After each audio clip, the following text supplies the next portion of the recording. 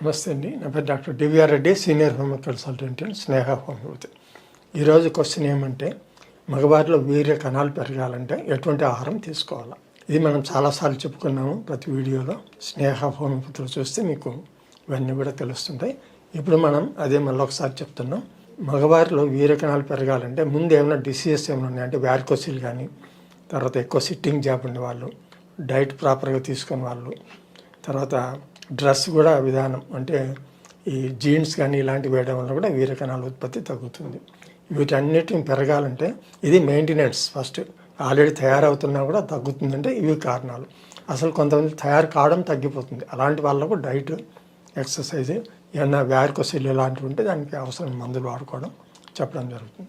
డైట్లో ఏ విధమైన డైట్ తీసుకోవాలంటే వీర్య కణాలు పెరగాలంటే మంచిగా బూడిద గుమ్మడికాయ జ్యూస్ తీసుకోవడం, క్యారెట్, తర్వాత మురమరాలు అంటారు కదా అవి, తర్వాత వచ్చేసి మంచిగా కార్బోహైడ్రేట్స్ ఎక్కువ ఉండేటివి తీసుకోవడం వలన, మునగాకు, మునక్కాడలు కానీ ఏదో ఒక రూపంలో దాన్ని తీసుకోవడం వలన వీర్య కణాల ఉత్పత్తి పెరుగుతుంది.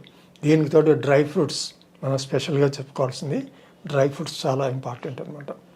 వీటిల్లో బాదం, పిస్తా, తర్వాత ఫ్లాక్స్ సీడ్స్, జీడి, క్యాషూ నట్స్, తర్వాత అక్రూట్ ఫ్రూట్స్ ఇలాంటివి తీసుకోవడం వల్ల, అవకాడో ఇలాంటివన్నీ చాలా ఉపయోగపడుతుంటాయి. దీంట్లో చాలా తక్కువ పనులు ఉండే సెలీనియం కానివ్వండి, ఒమేగా 3 ఇలాంటివన్నీ ఉండడం వల్ల వీర్య కణాల ఉత్పత్తి బాగా ఉంటుంది. వీర్య కణాల ఉత్పత్తి ప్లస్ దాని మెయింటెనెన్స్ రెండు ఉంటేనే మనకు సరైన ఫలితం వస్తుంటుంది. సో డైట్లో ఇవన్నీ ఇంప్రూవ్ చేసుకోండి, మీ ఆరోగ్యాన్ని కాపాడుకోండి. దీనివల్ల వీర్య కణాలు కూడా బాగా డెవలప్ అవుతుంది. నమస్తే.